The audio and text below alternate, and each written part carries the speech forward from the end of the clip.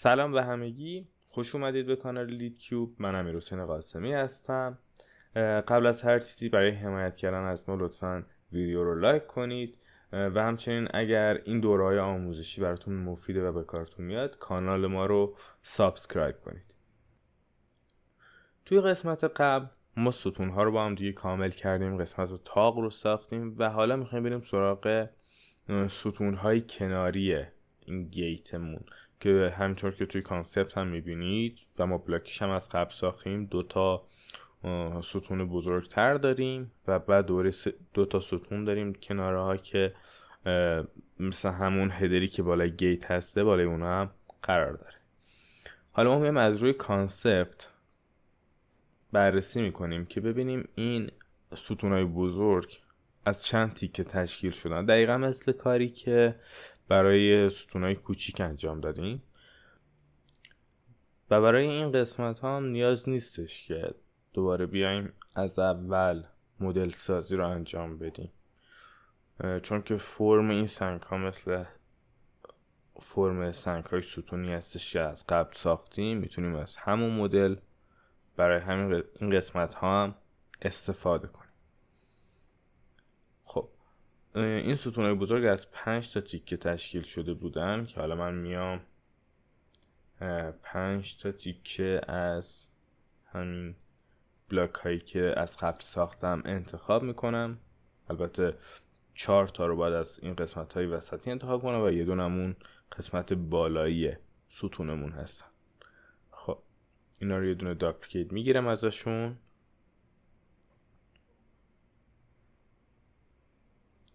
سنتر پیوت رو میزنم که راحت تر بتونم کنترلشون کنم.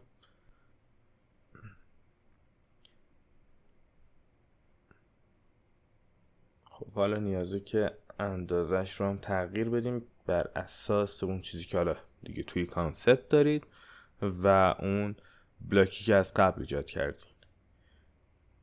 اندازش رو بر این اساس تنظیم میکنیم. فکر نمی کنم نیاز به ادیت مدلی دیگه داشته باشیم توی این قسمت. میتونیم با همین اسکیل کردنه به اون چیزی که میخوایم برسیم.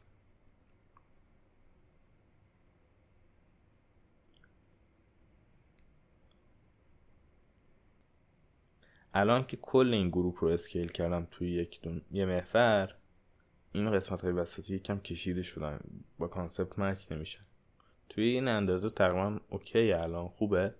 فقط این قسمت بالایی ستون رو باید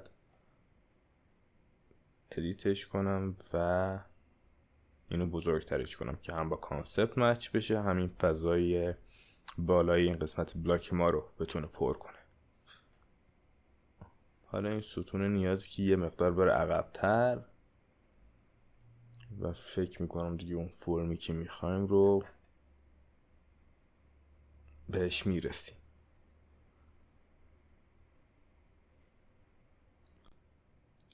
الان یه سری مشکلای خیلی ریز داریم. مثلا اگر نگاه کنیم قسمت بالایی ستون ما رفته داخل اون سر ستون قبلی که داشتیم و خب این خیلی فرم جالبی رو بهمون نمیده و منطقی هم نیست همچین اتفاقی. حالا باید یکم این ستون رو جابجا کنیم که جاش درست بشه که هم با مدلایی که از قبل ساختیم مچ بشه و همین که نزدیک باشه به اون چیزی که ما توی کانسپت داریم. چون توی بلاکینگ ما این دیتیل ها رو نداشتیم، این مشکلات رو متوجه نمیشدیم، ولی الان که مدل رو ساخته میتونیم خیلی دقیق‌تر اندازه و فاصله ها رو تنظیم کنیم. حالا در این حین هم ممکنه که دوباره شما نیاز بشه که اسکیل کنید آبجکتتون و اندازه ها رو تغییر بدید، موقعیت رو جابجا کنید تا به اون چیزی که میخواید برسید.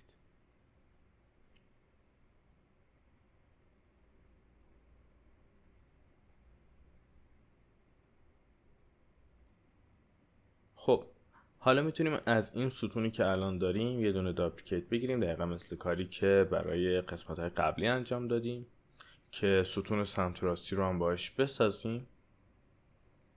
خب حالا من اول بر اساس بلاک میام این رو تنظیم میکنم و حالا باید بیام این رو بر اساس مدل هایی که داریم و اون چی که توی کانسپت هستش موقعیتشو تنظیم کنم.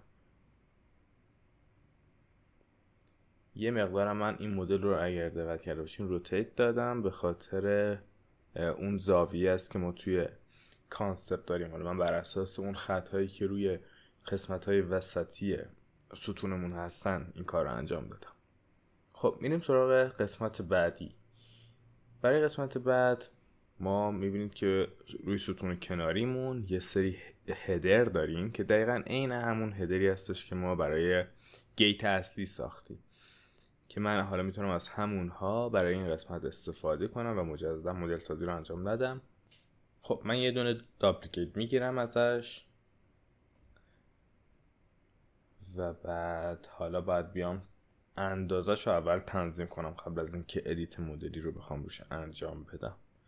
برای این کارم که بخوام راحت تر باشم، بهتره که پیوتش رو مثلا تنظیم کنم یه قسمت بالا یا پایین این هدری که دارم و بعد اونو اسنپش کنم به این کیوبی که ایجاد کردم از قبل. حالا اگر این گوشهش رو این کار انجام بدم، من فکر میکنم که بهتر باشه. و حالا باید کل مدل رو از همین گوشه که پیوتش هم تنظیم کردم اسکیل کنم که اندازه اون بلاکی که دارم بشه.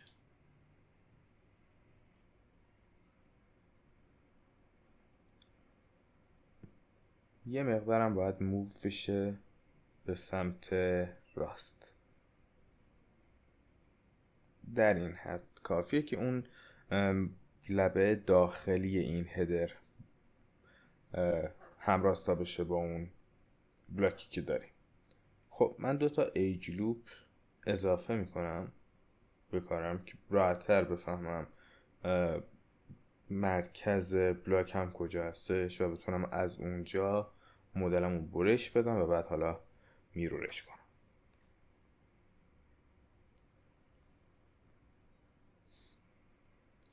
برای این کار راحت‌تر که مدل رو بیاریم بالا، چون الان حدودا متوجه شدیم از کجا باید دیتچ کامپوننت بخوره ایج و اون قسمت ها دیلیت بشن. من ایجای این قسمت رو انتخاب میکنم که وقتی هم حالا میرور کردیم میشه 5 تا از این برجستگی ها داریم روی این قسمت که تقریبا نزدیک به اون چیزی که ما توی کانسپت داریم و فقط میمونه قبل از این که میرور رو انجام بدم باید یه سری تغییرات روی این لبه هایی که داریم توی این هدر، یه سری ادیت ها باید این قسمت انجام بدم. خب من اینجا ایج ها رو دیتچ میکنم، فیس های اضافیشون رو پاک میکنیم. اون 2 تا ایج بالایی رو هم باید بیاریم و همراستا کنیم با لبه کارم.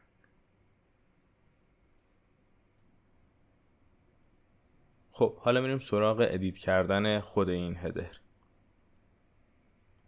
اول همه باید ایج های این قسمت یکم جمع‌تر بشن، نزدیکتر بشن به بدنه خود هدرمون، مثل اون هدرهایی که بالا داشتیم قسمت ها بازیستن. همجور تو کانسپت هم میبینید فاصله زیادی ندارن.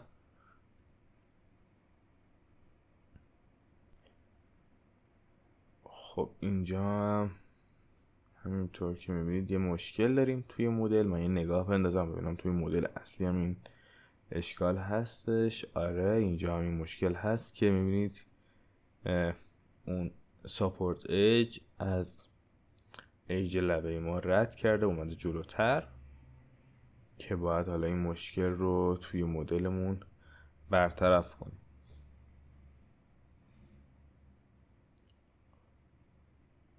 خب من حالت میرور رو فعال میکنم که فقط یک سمت مدل این کار رو انجام بدم.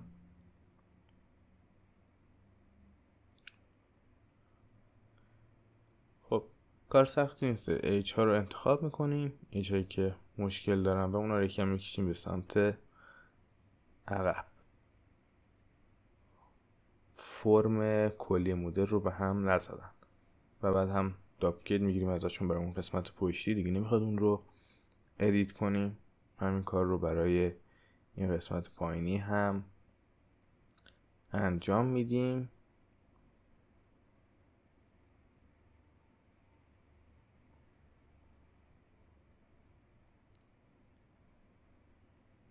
خب حالا برای همین هدری که داشتیم کار میکردیم هم این کار رو باید دوباره انجام بدیم.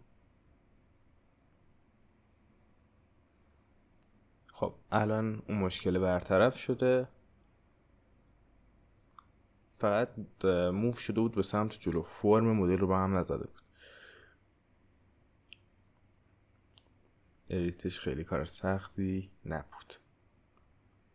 خب حالا خیلی راحت میتونیم بیایم و اون ادیت هایی که میخواستیم رو روی مدلمون اعمال کنیم.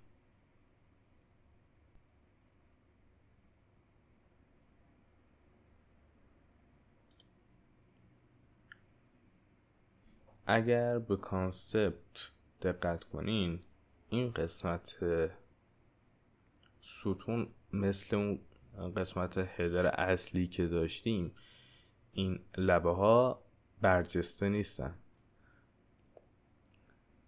خیلی نزدیکتر هستن به بدنه اصلی هدر. برای همین من دارم سعی میکنم که فاصله این لبه ها رو تا خود بدنه اصلی مدل کمتر کنم و به اون چیزی که حالا توی کانسپت داریم نزدیکتر بشیم.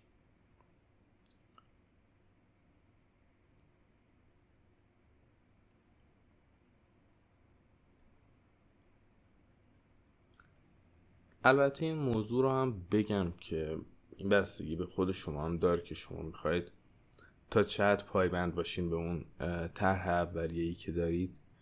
من اینجا سعی دارم که تا اونجایی که میتونم مدلی که دارم میسازم به اون کانسپتی که دارم نزدیک باشه. اما خب شما میتونید تا مثلا یه سری خلاقیت هایی رو از خودتون به خرج بدید، یه سری کارها رو انجام بدید، یه سری استایل ها رو خودتون به کار اضافه کنید. اما خب من حالا توی این مدل سعی دارم به همون چیزی که توی کانسپت داریم برسم. تقریبا ادیت های این قسمت تموم شد. حالا میتونیم از مدلمون میرور بگیریم و این قسمت رو کامل کنیم. خب من پیوت مدل رو اول تنظیم میکنم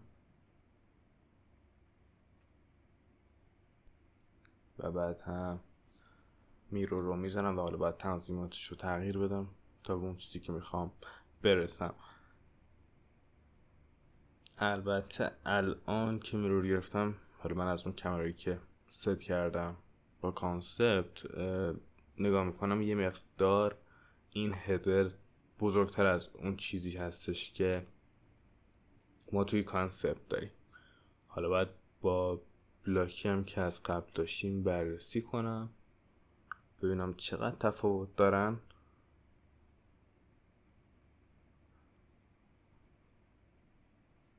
و فکر میکنم با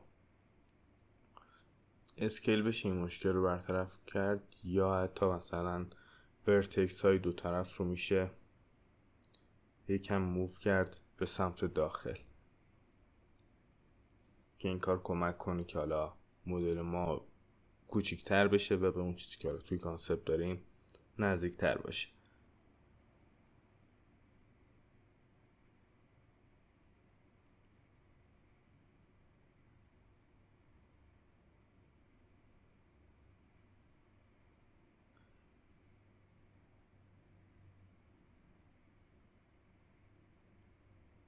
خب این ورتکس رو هم دارم اسنپ میکنم که توپولوژیم تمیز باشه.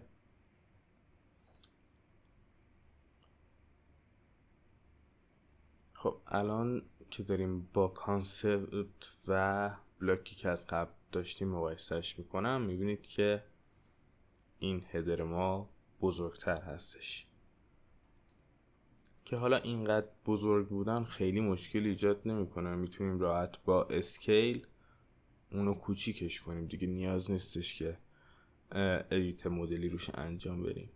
میتونیم البته مثلا یکی از این برجسته‌ای که وسط کار هسته حذف کنیم که کوچیک‌تر بشه، اما خب نیاز نیست دیگه.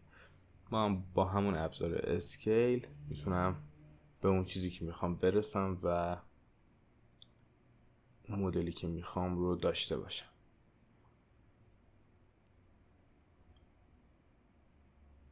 خب دقیقا مثل همون کاری که برای هدرهای قبلی انجام دادیم، بدون داپلیکیت میگیریم اون رو میچرخونیم که این قسمت رو کامل داشته باشیم.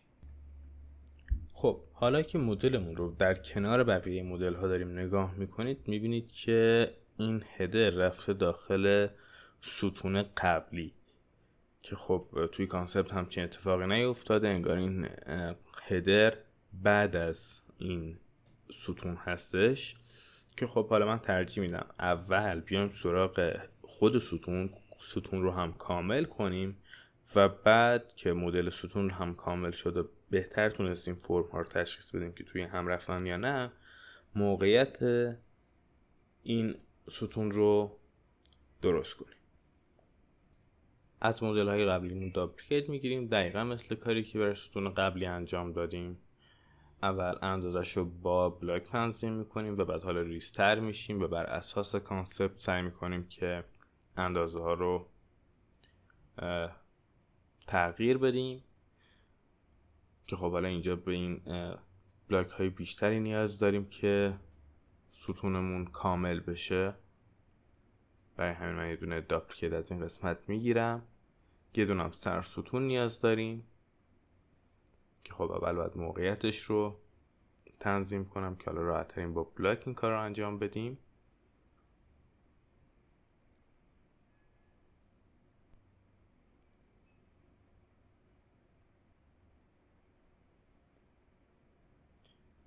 خب الان که از نظر اندازه این رو تغییر دادیم، نیازه که فرم این قسمت بالایی رو هم یه مقدار ادیت کنیم، چون اون چیزی که توی کانسپت داریم قسمت بالایی این تیکه پهن‌تره و این قسمت پایینش جمع‌تر، که حالا من با یه دونه فلر میتونم به راحتی این کار رو انجام بدم و این قسمت بالایی این تیکه رو یه مقدار پهن‌تر کنم.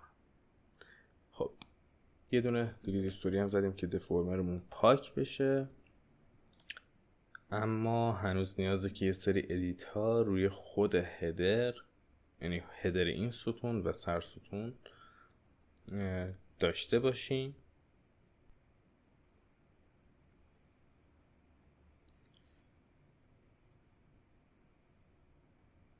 که نیاز اندازه های این قسمت ها رو تغییر بدیم.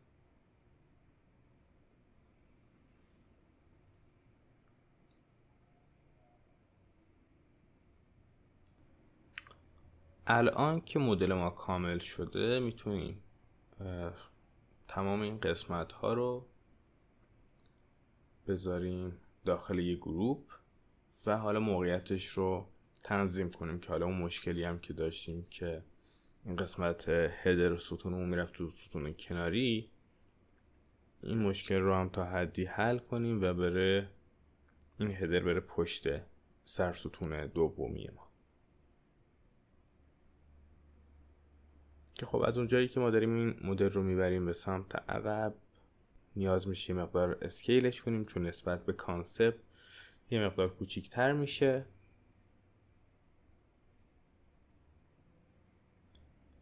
قسمت بالایی هنوز رفته توی ستون کناری، اما مثل حالت قبل نیست. توی اون زاویه دوربینی داریم فکر کنم میفته پشت مدل و فرم بدی رو بهمون نمیده، که حالا توی کانسپت هم اگر دقت کنید تقریبا همین اتفاق افتاده، دو تا مدل رفتن توی هم.